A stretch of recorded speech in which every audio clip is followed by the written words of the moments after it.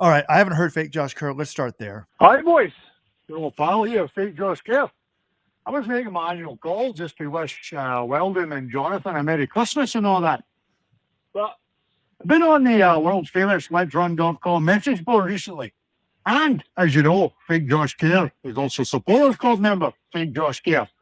I've been listening to the Subscribers podcast. You should get a subscription, help the boys out. Don't be so cheap. But long-time listeners of the podcast will know that the fake Josh Kerr is only interested in one thing, and that is championship racing. And you would think a country that produced a champion like Dave Wall, who ran his best race when it mattered most for gold, would understand this. And here's what I'm going to say to you Yakup stands on the message board. And that includes you, Weldon's genetically inferior sibling. Right? Just give your boy a run to 27 for the fun, and he'll win the gold medal, eh? No problem. Aye, there is a problem, right? Ask John Keller what the problem is. So, don't you worry. I'll be in Glasgow at World Indoors, and on August 6th, I'll be running by those Norwegians to win myself another gold medal.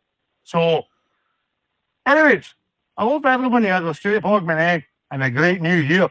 And we'll talk soon, boys. Cheers. Wow, if I properly understood his accent, John, that was breaking news, right? He said he's about championship racing. I'm like, he better be going to World Indoors, though. Don't tell me he's just sitting out for the Olympics.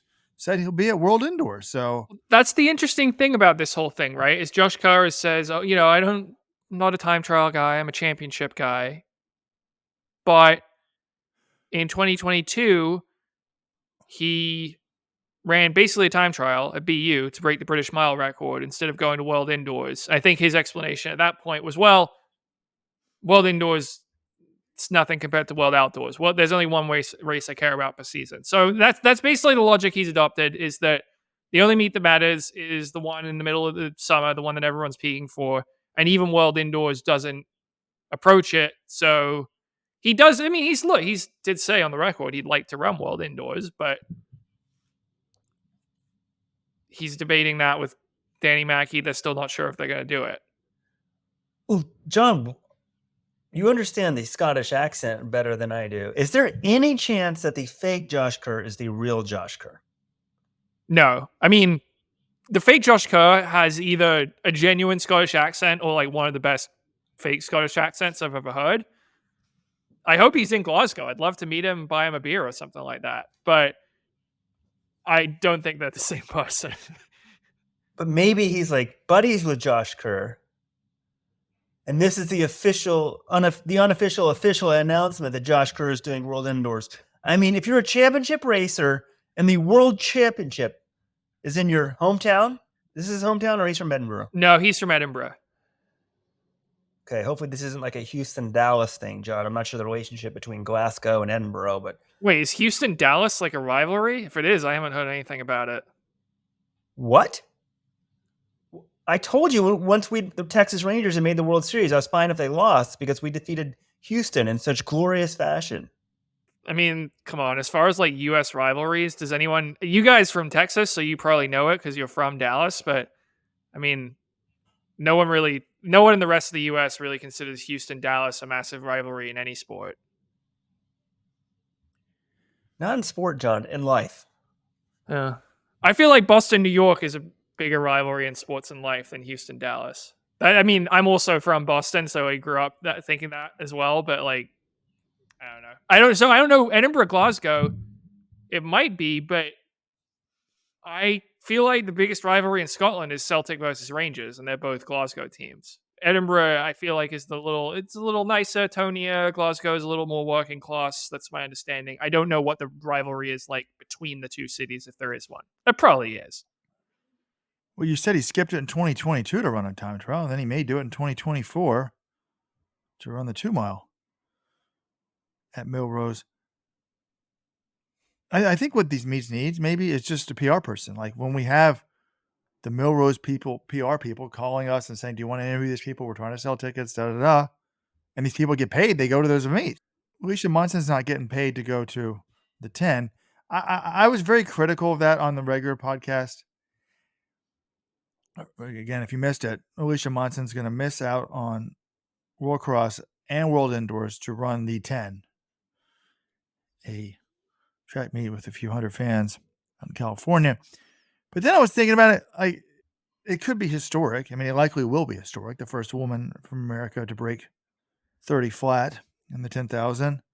So, I mean, the Chris Zielinski's 26:59 race was one of my favorite memories in track and field. So I guess that's the thing. It's promoted as a time trial, but like, what does that really mean? She's doing what Grant Fisher did in 2022. Grant Fisher ran an American record for the 5K indoors, was in amazing shape, and blew off world indoors to run the 10. And he ran 26:33. He got an American record, and I think at the time you kind of just was like, all right, well, if he's going for the American record, okay. So it would be a little bit of a double standard if you don't grant her a little clemency, I think. But I was much more. A, she's already got the American record, right? Correct. B, we weren't thrilled about Fisher. We said he better break the American record, otherwise he's totally going to be ripped.